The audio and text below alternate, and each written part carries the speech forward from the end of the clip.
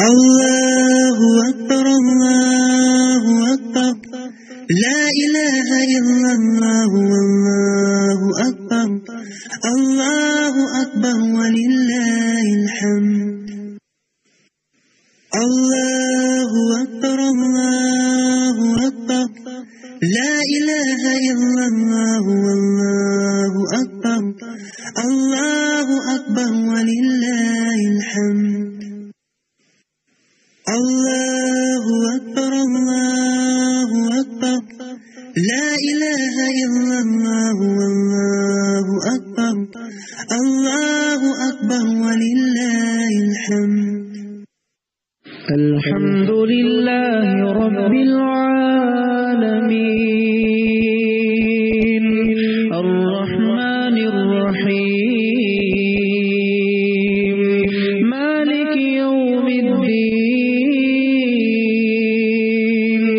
إياك نعبد وإياك نستعين اهدنا الصراط المستقيم صراط الذين أنعمت عليهم غير المغضوب عليهم ولا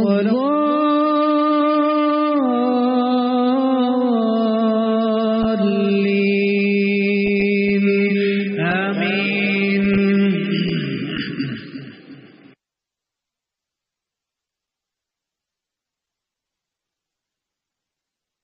السلام علیکم ورحمۃ اللہ وبرکاتہ. نحمد و نصلی علی رسولہ الکریم اما بعد فاعوذ باللہ من الشیطان الرجیم. بسم اللہ الرحمن الرحیم. رب اشرح لی صدری ویسر لی امری واحلل عقدۃ من لسانی یفقهوا قولی. اللهم انفعنا بما علمتنا وعلمنا ما ينفعنا وزدنا علما. آمین یا رب العالمین. آپ نے کبھی سوچا کہ کیا بات ہے کہ اور لوگ نیکیوں میں اتنے آگے بڑھ رہے ہیں اور ذوق اور شوق سے بڑھ رہے ہیں، لیکن ہم ارادہ کرتے ہیں مگر ہم سے عمل نہیں ہو پاتا؟ کیا بات ہے کہ ہم عمل میں پیچھے رہ رہے ہیں، نیکی میں پیچھے رہ رہے ہیں؟ یہ بات ہمیں معلوم بھی ہو رہی ہے، ستا بھی رہی ہے. تو کیا وجہ ہے اس کی؟ لوگ رو رہے ہوتے ہیں، ہمیں رونا نہیں آتا. کیا بات ہے کہ لوگ بھاگ بھاگ کے اللہ تعالیٰ کی مسجدوں کو آباد کر رہے ہوتے ہیں، ہمارا دل نہیں کرتا جانے کا؟ کیا بات ہے ایسی کہ جب امام صاحب نماز پڑھاتے ہیں تو ہمیں لگتا کہ اتنی لمبی پڑھا دی اور ہم تھک جاتے ہیں اس میں، جبکہ ہم دوستوں کے ساتھ مسجد کے باہر کھڑے ہو کے اتنی دیر باتیں کرتے رہتے ہیں، گھنٹوں لگ جاتے ہیں اور ہم اس میں نہیں تھکتے. کیا بات ہے ایسی کہ جب ہم کوئی دین کی مجلس اٹینڈ کر رہے ہوتے ہیں تو دل کرتا ہے کہ بس جلدی سے ختم ہو جائے اور ہم گھر جائیں اور گھر جا کے اپنے کام کاج کریں. کام کاج کرنے میں ہمیں دقت نہیں ہوتی مگر اس مجلس میں بیٹھنے میں دقت ہوتی ہے. کیا بات ہے کہ ہم تھوڑا سا قرآن پڑھ کے ہی تھک جاتے ہیں، لیکن جب ہم شاپنگ کے لیے جاتے ہیں تو گھنٹوں شاپنگ کرتے رہتے ہیں، آدھا دن گزر جاتا ہے اور ہمیں پتہ بھی نہیں چلتا وقت کہاں گیا. اور ادھر یہ حال ہے کہ ہم صفحے گنتے رہتے ہیں کب سپارہ مکمل ہوگا. تو کوئی تو وجہ ہوگی. جب ہم کہیں سنتے ہیں کہ پہلے لوگ اتنا قرآن پڑھ لیتے تھے، اتنی نمازیں پڑھ لیتے تھے، اتنا کچھ تسبیحات میں کر لیتے تھے، وہ ہم سے ہوتا ہی نہیں. وجہ کیا ہے؟ کیوں ہم نیکی کے کاموں میں اتنا تھک جاتے ہیں؟ تو آج اس کے اوپر ذرا غور کرتے ہیں اور دیکھتے ہیں کہ ان چیزوں کے پیچھے وجوہات کیا ہوتی ہیں. ہم انشاءاللہ تعالی آج اپنا جائزہ لیں گے اس میں، کیونکہ یہ بہت اہم بات ہے. یہ ایسی چیز نہیں ہے کہ جو اگنور کی جا سکے. دیکھیں، ہمارے اگر سینے میں درد ہو تو ہم فوراً کارڈیولوجسٹ کے پاس بھاگتے ہیں کہ کچھ نہ کچھ مسئلہ ہے. اگر ہمارا نیکیوں میں دل نہیں لگ رہا تو پھر بھی ہمیں یہ سوچنا چاہیے کہ کچھ تو مسئلہ ہوا ہے، کوئی تو بیماری ہے. کھانا نہ ہضم ہو رہا ہو تو تب ہم ڈاکٹر سے دوا لینے جاتے ہیں. لیکن نیکی میں پیچھے رہنے کے اوپر ہمیں کیا احساس نہیں ہوتا کہ یہ بھی کوئی بیماری ہے جس کے لیے ہمیں فکر مند ہونا ہے، ہمیں بھاگنا ہے، دیکھنا ہے کہ یہ کیا بات ہے کہ میرے ساتھ ایسا کیوں۔ پہلے تو یاد رکھیے کہ انسان کے جسم میں ایک آرگن ایسا ہے جو بادشاہ کی حیثیت رکھتا ہے، اور وہ دل ہے۔ اگر یہ دل درست ہو جائے سارے اعضاء درست ہو جاتے ہیں، اور اگر یہ خراب ہو جائے تو سارا جسم خراب ہو جاتا ہے۔ تو مینلی اس کا مطلب پرابلم دل میں ہے، اور اللہ تعالیٰ تو دلوں کو ہی تو دیکھتا ہے، کیونکہ حدیث میں آتا ہے کہ اللہ تعالیٰ تمہارے مالوں کو اور تمہاری صورتوں کو نہیں دیکھتا کہ کس کے پاس پیسہ زیادہ ہے، کس کا گھر کتنا بڑا ہے، کس کا بزنس کتنا فلرش کر رہا ہے، یا کون کتنی حسین ہے، کون کتنا ہینڈسم ہے۔ اللہ تعالیٰ یہ نہیں دیکھتا، یہ تو اس نے خود عطا کیا۔ اللہ تعالیٰ کیا دیکھتا ہے؟ تمہارے دلوں کی طرف دیکھتا ہے، کس دل کے اندر اللہ کی محبت ہے، اللہ کا خوف ہے، اس دل میں نیکی کے لیے رغبت ہے، اور کون سا دل ایسا ہے جس میں سرکشی ہے، نافرمانی ہے، شرک ہے، یا گناہوں کی طرف میلان ہے۔ اللہ تعالیٰ دل دیکھتا ہے اور اعمال کو دیکھتا ہے، کون کتنے عمل کر رہا ہے، کون نمازیں پڑھنے میں کتنا بھاگ رہا ہے، کون روزے رکھنے میں کتنی محنت کر رہا ہے، کون کیا کرتا ہے، وہ عمل اللہ تعالیٰ دیکھتا ہے۔ تو لہٰذا دل کو اللہ نے دیکھنا۔ اگر یہ دل بگڑ گیا تو پھر سارے کام ہی خراب ہو جاتے ہیں۔ نہ یہ آنکھیں صحیح کام کرتی ہیں، کیونکہ آنکھیں پھر وہ دیکھنا پسند کرتی ہیں جو حرام ہے، نہ کان صحیح کام کرتے، کیونکہ کانوں سے وہ سننا اچھا لگتا ہے جو جائز نہیں ہے۔ اگر دل خراب ہے تو زبان وہ بولنا چاہتی ہے جس بولنے میں خیر نہیں ہے، جو حرام باتیں ہیں۔ تو پرابلم سارا کا سارا دل کا ہوتا ہے۔ اس کا مطلب ہے دل میں کچھ مسئلہ آ گیا۔ وہ مسئلہ کیا ہوتا ہے کہ دل سخت ہو جاتا ہے جب ہی نیکی میں دل نہیں لگتا۔ بنی اسرائیل کے بارے میں اللہ تعالیٰ نے قرآن پاک میں فرمایا کہ اللہ تعالیٰ نے ان کے اوپر بہت سارے انعامات کیے، مگر ان کے دل سخت ہو گئے۔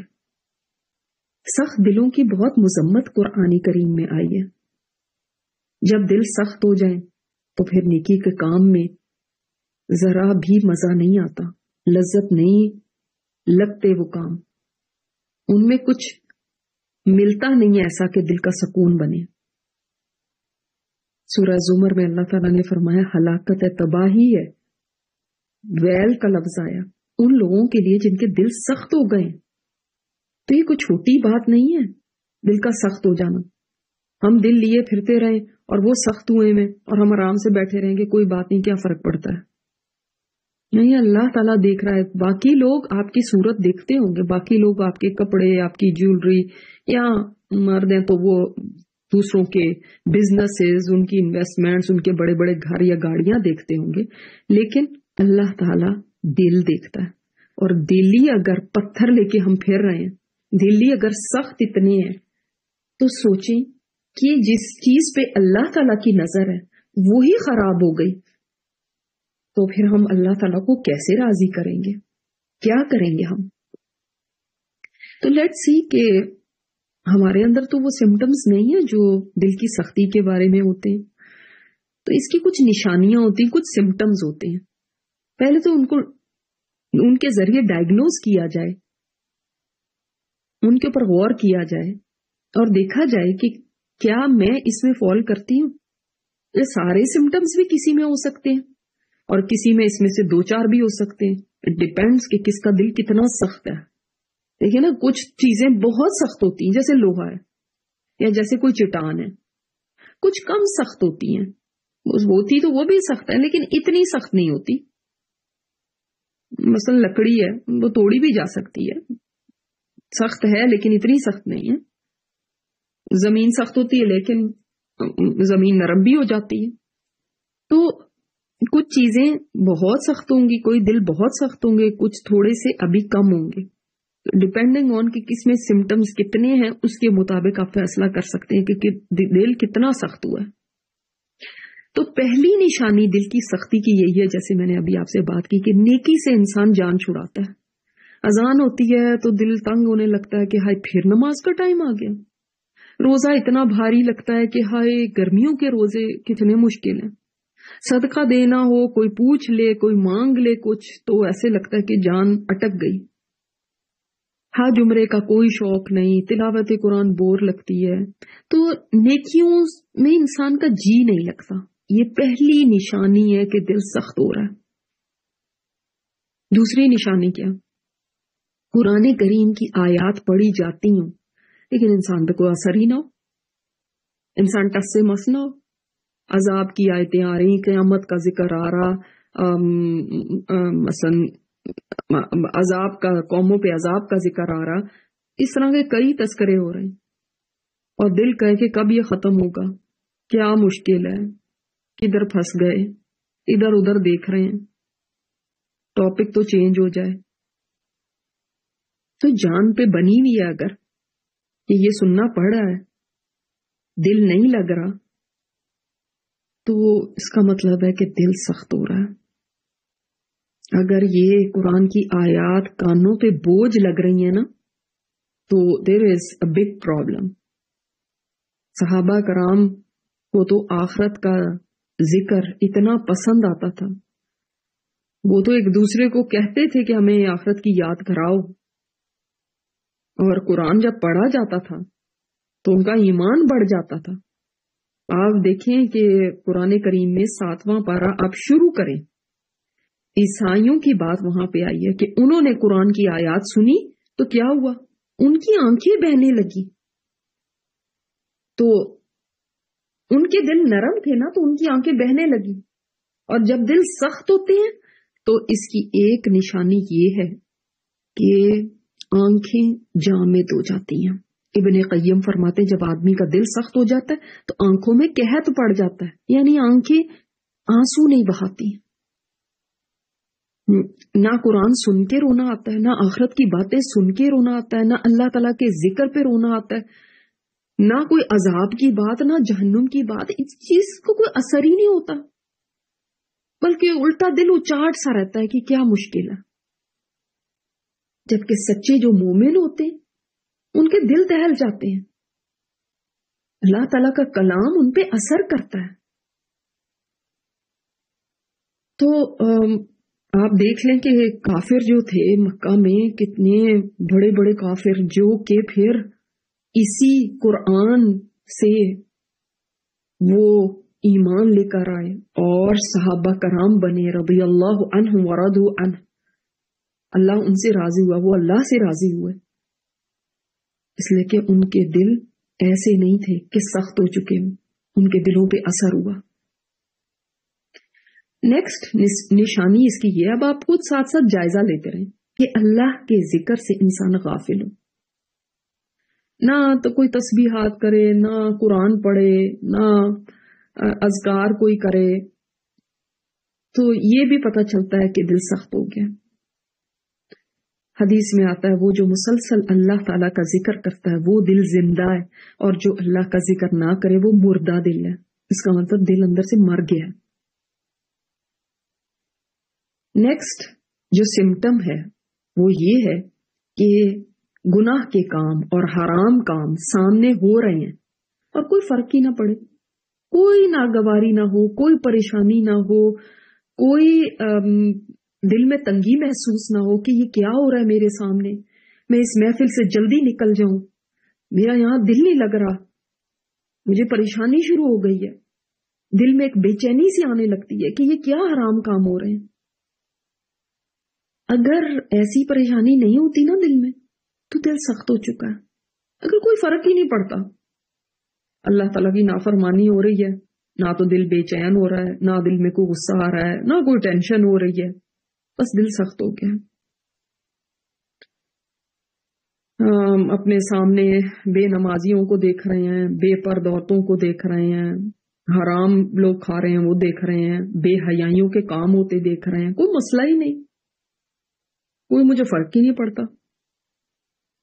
جیسے مجھے اپنی جاب کی ٹینشن ہوتی ہے، جیسے گھر کی ٹینشن ہوتی ہے، جیسے کہیں جانا ہو اپنے کپڑوں کی ٹینشن ہوتی ہے، اس طرح کی کوئی ٹینشن بھی گناہوں پہ نہیں ہے. لوگ گناہ کر رہے ہیں، اٹس اوکے. آپ صلی اللہ علیہ وسلم کا تو حال یہ تھا کہ اللہ تعالیٰ کو تسلیاں دینی پڑی کہ آپ اتنی زیادہ ٹینشن لیتے تھے لوگوں کے گناہوں کی وجہ سے، ان کے شرک کی وجہ سے. ہمیں کوئی فرق نہ پڑے، ہم کسی ایسی جگہ پہ گئے ہوئے ہیں، ایسے لوگوں میں رہتے ہیں، تو منع کرنا تو دور کی بات، ہمیں برائی نہیں لگتا. تو یہ دل کی سختی کی علامت ہے. اگلی نشانی یا سمٹم کیا ہے کہ زندگی میں پریشانیاں آئیں، غم آئیں، مگر پھر بھی انسان اللہ کی طرف رجوع نہ کرے، دعائیں نہ کرے، نہ توبہ کرے، تو دل سخت ہو گیا.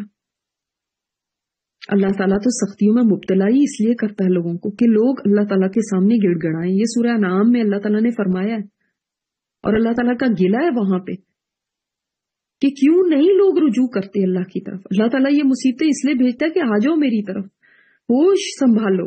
یہ ویک اپ کالز ہوتی ہیں.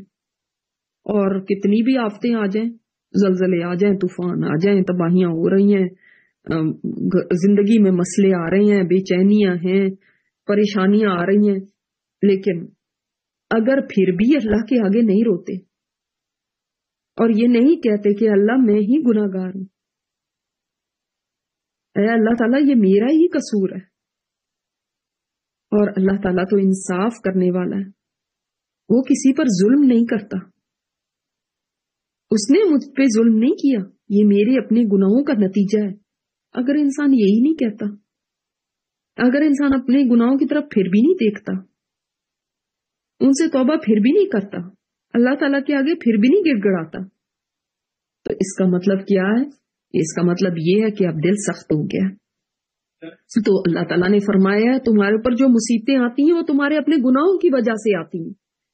تو لہٰذا یہ بھی ایک چیز ایسی ہے جس سے ہم یہ سمجھ سکتے ہیں کہ دل سخت ہو رہا ہے. اسی طرح واعظ و نصیحت کا جب اثر نہیں ہوتا، جب کوئی بات کہتا ہے، کوئی بات نصیحت کی کرتا ہے، تو ایسے ہی ہے جیسے چٹان کے پر بارش برستی ہے تو پانی بہہ جاتا ہے اور پتھر وہیں کا وہیں رہتا ہے. اسی طرح کسی کا بات سن لیں یا کسی ہمدرد نے، خیر خواہ نے کوئی نصیحت کی تو بس دائیں بائیں دیکھ کے اٹھ کے چلے گئے، اور وہ انسان سخت زہر لگنے لگا، برا لگنے لگا، بجائے اس کے کہ یہ سوچتے کہ اس نے میرے ساتھ خیر خواہی کی ہے. انسان اسی کو برا سمجھنے لگتا ہے.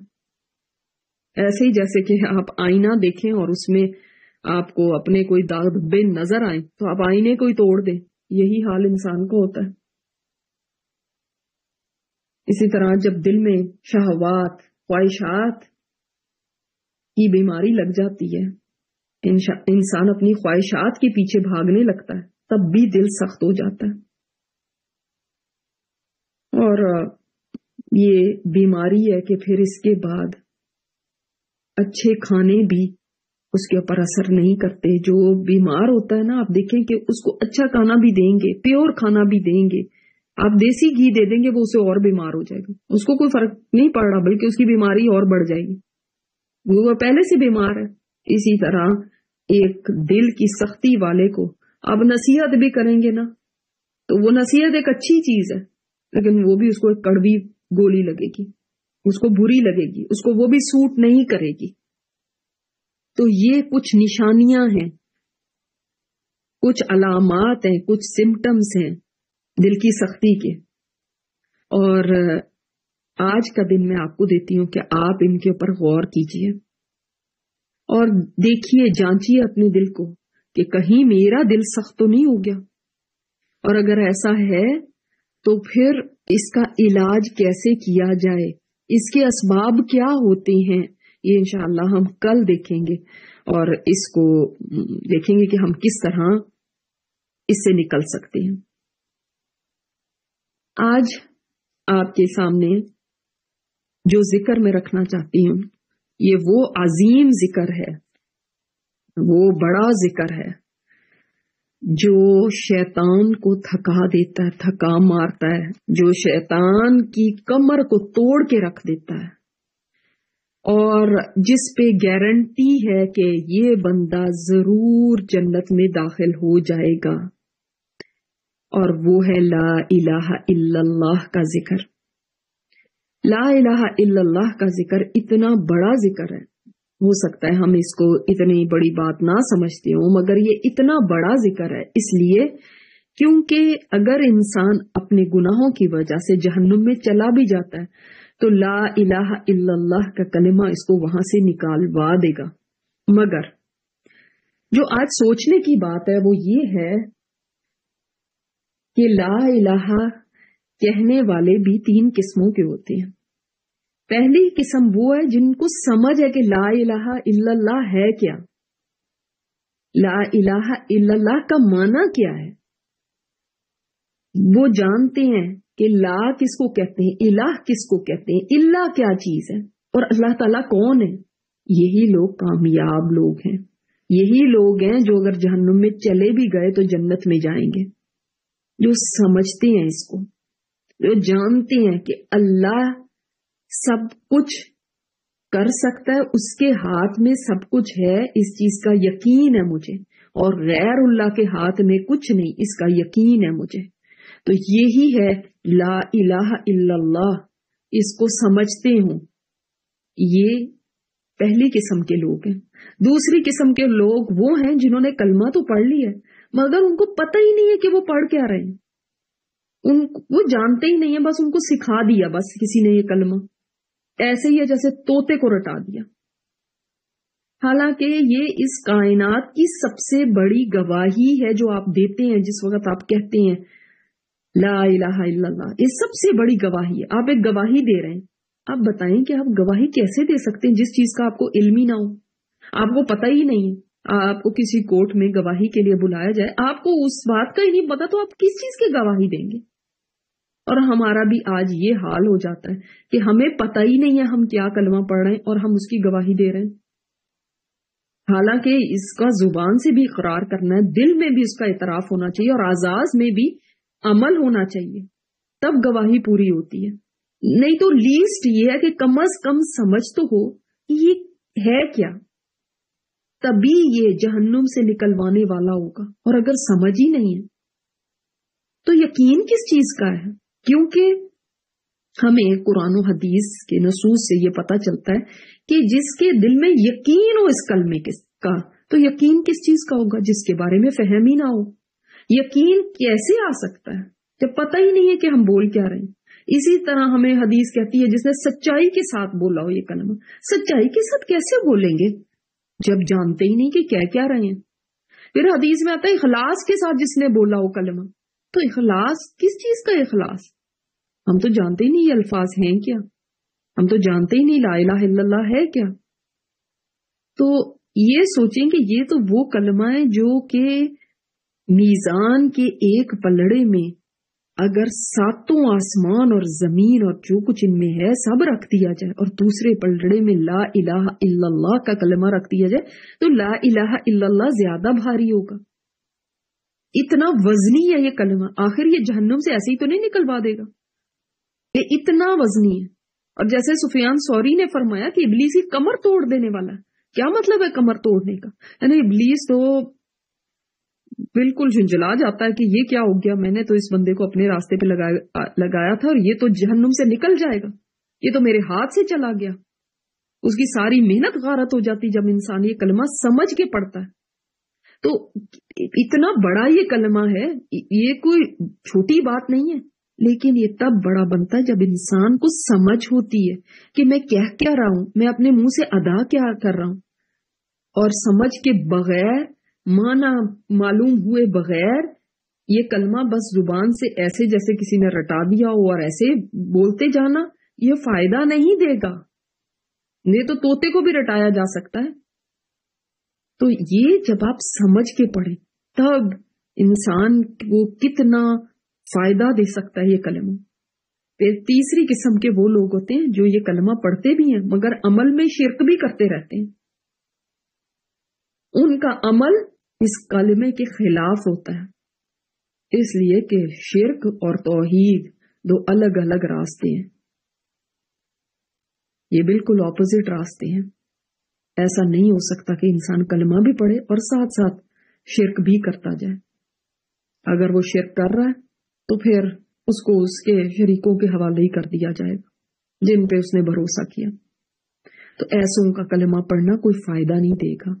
تو جب لا الہ الا اللہ کہیں آپ زبان سے، تو تب آپ کو اس کا یقین ہونا چاہیے کہ کوئی الہ نہیں ہے، پہلے نفی ہے پھر الا اللہ ہے، اور اس کو ایسے ہی پڑھیں جیسے بتایا گیا ہے۔ صرف لا الہ کہہ دینا یہ بھی کافی نہیں، صرف الا اللہ الا اللہ الا اللہ، اس کی بھی گردان لگائے رکھنا یہ درست نہیں ہے۔ جیسے آپ صلی اللہ علیہ وسلم نے سکھا دیا ہم ویسے ہی پڑھیں گے، اور آپ صلی اللہ علیہ وسلم نے لا الہ الا اللہ ہی سکھایا، صرف الا اللہ کہہ دینا نہیں سکھایا، صرف اللہ کرنا نہیں سکھایا۔ یہ کوئی اذکار آپ صلی اللہ علیہ وسلم سے سنت سے ثابت نہیں ہے، لہٰذا وہی ذکر کرنا چاہیے جو آپ صلی اللہ علیہ وسلم نے کر کے بتا دیا ہمیں۔ آخر کیا اس سے بڑھ کے بھی کوئی ذکر ہو سکتا ہے؟ جو نبی علیہ الصلوۃ والسلام ہمیں سکھا جائیں، ہم اس کو چھوڑ کے خود اپنے ہی طور پہ ذکر بنا کے بیٹھ جائیں کہ مجھے لگتا ہے کہ یہ والا ذکر بہت اچھا ہے، اللہ اللہ کرتی رہوں سارا دن۔ نہیں، میرے نبی سے بڑھ کے کوئی نہیں جانتا کہ کون سا ذکر ہمارے لیے سب سے زیادہ مفید ہے۔ آپ صلی اللہ علیہ وسلم نے اس کو بہترین ذکر قرار دیا لا الہ الا اللہ کو۔ اور جو میں نے آپ کو اس دن سے کلمے کی تیسرا کلمہ بھی جس کو کہتے ہیں سبحان اللہ والحمد للہ ولا الہ الا اللہ واللہ اکبر، اس میں بھی یہ لا الہ الا اللہ آتا ہے، لہٰذا اگر آپ اس کلمہ کو بھی پڑھتے جائیں تو آپ کا یہ بھی ذکر ہو جائے گا اور بھی افضل ترین اذکار آپ کر پائیں گے۔ اور آج کی جو دعا ہے اتنی عظیم دعا ہے، گارنٹیڈ جنت کی دعا، گارنٹیڈ، اس لیے کہ یہ نبی علیہ الصلوۃ والسلام نے ہمیں سکھا دی ہے یہ دعا۔ اور گارنٹی کیا چیز کی ہے اس دعا کے اندر کہ انسان اگر اس دعا کو کر لیتا ہے، صبح کو کر لے گا تو شام تک اگر وہ فوت ہو جاتا ہے تو اس کے لیے جنت کی گارنٹی ہے، اور اگر وہ شام کو کر لیتا ہے اور صبح سے پہلے فوت ہو جاتا ہے تو بھی اس کے لیے جنت کی گارنٹی ہے۔ اب آپ دیکھیں جیسے کہ کچھ چیزیں ہوتی نا، آپ کچھ دوائیں لیتے ہیں، آپ ان کو لیتے ہیں صبح کو، تو آپ کو ڈاکٹر نے کہا ہوا ہے کہ آپ نے صبح اور شام لینی ہے۔ اس کا مطلب ہے کہ اس کا اثر آپ صبح کو لیں گے تو شام تک اس کا اثر رہے گا، شام کو لیں گے تو صبح تک اثر رہے گا۔ اسی طرح یہ دعا بھی آپ کو صبح کو لیں گے تو شام تک اس کی تاثیر رہے گی، اور شام کو کہیں گے تو صبح تک اس کی تاثیر رہے گی۔ لہٰذا آپ نے صبح اور شام اس دعا کو کرنا ہے، ایسے نہیں کرنا کہ بس ایک دفعہ پڑھ لی ہے اب اس کے بعد کافی ہے، اب کئی دن کے بعد جب خیال آیا تو اس وقت کر لی، تو یہ نہیں کرنا۔ آپ نے اس دعا کو یاد کر لینا ہے۔ آخر کیا بات ہے کہ ہم جس وقت ہمیں ٹیبلز یاد کرنے ہوتے ہیں، پہاڑے یاد کرنے ہوتے ہیں، تو وہ بھی ہم بڑے آرام سے یاد کر لیتے ہیں اور ہم ساری زندگی وہ یاد رہتے ہیں۔ اور اسی طرح جس وقت ہمیں الفابیٹس یاد کرنے ہیں یا نمبرز یاد کرنے ہیں، وہ بھی ہم کو یاد تو نہیں کر کے آئے تھے، لیکن ہم نے جب ان کو سیکھنا شروع کیا تو ہمیں وہ آ گئے۔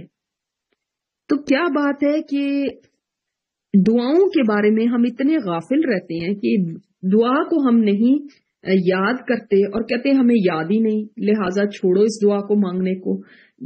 ایسے نہیں کرنا چاہیے، بلکہ جو دعائیں مسنون ہیں، کچھ ضروری دعائیں ہیں، ان کو کم از کم ضرور یاد کر لیجئے، اس لیے کہ یہ دعائیں ہم نے صبح اور شام پڑھنی ہے، یاد ہوں گی تو کسی نہ کارڈ کی محتاجی ہوگی، نہ کسی چیز فون پہ دیکھنے کی محتاجی ہوگی، بلکہ انسان کو یاد ہو تو فوراً سے آپ نے اپنی میموری میں سے ان کو نکال کے اور ادا کر دیا۔ آپ لیٹے بھی ہوئے ہیں، آپ بیٹھے ہوئے ہیں، آپ وضو سے ہیں یا بغیر وضو کے ہیں، کسی بھی حالت میں آپ ان دعاؤں کو مانگ سکتے ہیں، لہٰذا ان دعاؤں کو کبھی نہ چھوڑیں۔ یہ دعائیں انسان کے لیے بے حد فائدہ مند ہیں، اور یہ دعا کیا ہے؟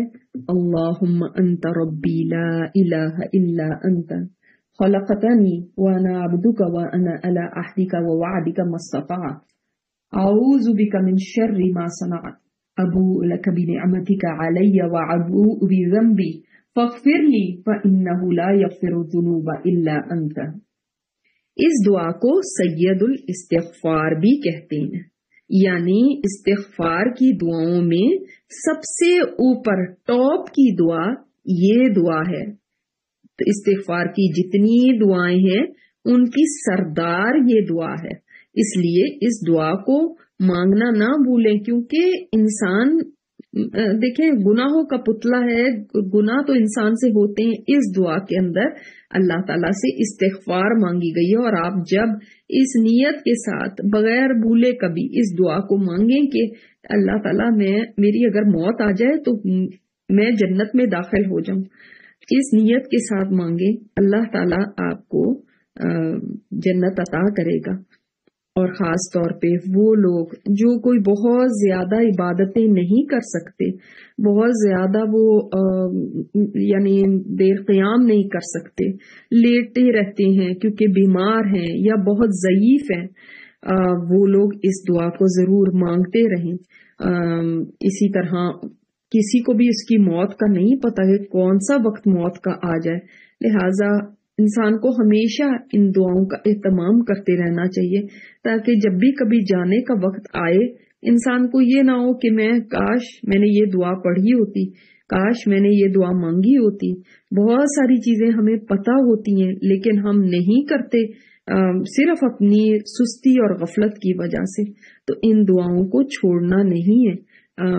آپ لوگوں کو بھی اگر اس دعا کی آپ کے پاس نہیں ہے تو یہ آپ کے اسکرین پہ آ رہی ہوگی، آپ اس دعا کو نوٹ کر لیجئے، اس دعا کا پرنٹ لے لیجئے اور اس کو یاد کرنے کی کوشش کیجئے۔ اللہ تعالی ہم سب سے قبول فرمائے۔ سبحانک اللہم بحمدک نشہد ان لا الہ الا انت نستغفرک ونتوب الیک۔ السلام علیکم ورحمۃ اللہ وبرکاتہ۔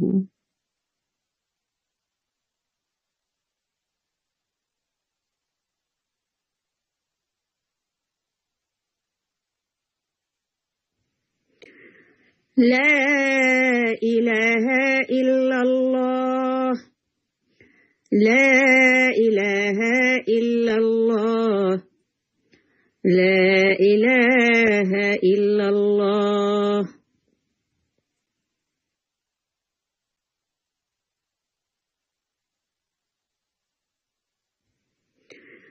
لا إله إلا الله، لا إله إلا الله، لا إله إلا الله۔ اللهم أنت ربي لا إله إلا أنت خلقتني وأنا عبدك وأنا على عهدك ووعدك ما استطعت أعوذ بك من شر ما صنعت أبوء لك بنعمتك علي وأبوء بذنبي فاغفر لي فإنه لا يغفر الذنوب إلا أنت۔ اللهم أنت ربي لا إله إلا أنت خلقتني وأنا عبدك وأنا على عهدك ووعدك ما استطعت أعوذ بك من شر ما صنعت أبوء لك بنعمتك علي وأبوء بذنبي فاغفر لي فإنه لا يغفر الذنوب إلا أنت. اللهم أنت ربي لا إله إلا أنت، خلقتني وأنا عبدك، وأنا على عهدك